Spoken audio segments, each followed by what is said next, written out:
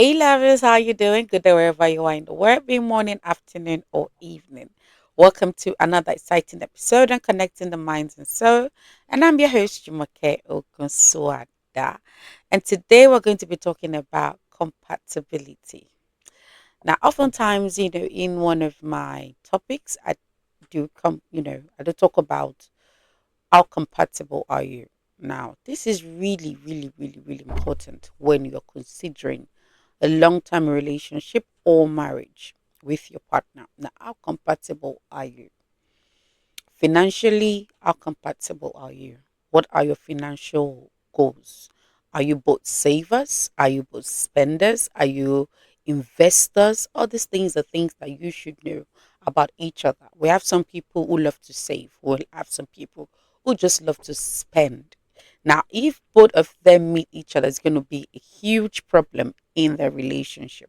So you have to know how compatible you are. Now, we have spiritual compatibility. Now, this has to do with our beliefs, religion, the way and manner we view spirituality. Now, this also becomes a problem later in life, maybe when the kids start to grow, or maybe when they start to, express their spirituality. It becomes an issue one way or another, but not for everyone, but for majority. I can tell you that. Now, also we have intellectual compatibility. Now, this is also very important. How compatible are you intellectually? Because sometimes you see some couples, they hardly, hold conversations that, they hardly have anything to talk about in common, in reasoning, in mindset, in, the way and manner they talk, their depth knowledge of things. And it becomes an issue in the relationship. And you see more and more and more they start to distance in communication because they don't view things the way they ought to. And also, we have morals and principles. That's values and principles. Some people's, differences are in the morals, the way and manner they behave, the way and manner they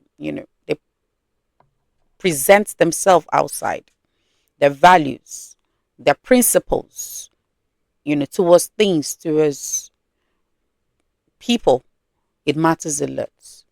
Are you compatible in that way? And we also have sexual compatibility. Now, this is also deep because a whole lot of times this has been a cause of divorce in marriages, even in, breaks up in relationships. In terms of, maybe one has high libido, the other one, has a very low one. Because I used to have a friend one time who was circumcised, and it became an issue in a marriage because she never, never, never, never enjoys it, which at the end of the day actually broke the marriage because, the husband tend to have a very high one, marrying someone who has a very low. So it's also an issue. You need to also consider this. And also, we have family backgrounds and upbringing. This goes a long way. Like I shared a story, I think a week ago or thereabouts, about a lady who whose mother-in-law to be said she should call anyone in the family as young as 10, 5, call them aunties or uncles, even if they are husband to be niece or nephew, you know, distance cousin, whatever. But she must call them auntie or uncle because she wasn't, in the family when they were given birth to.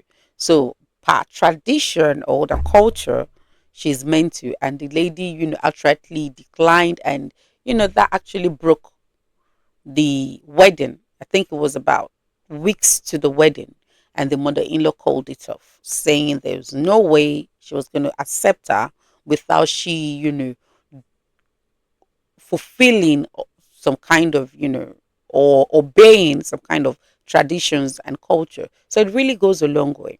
Family background and upbringing. How distant are the both of you? Are compatible?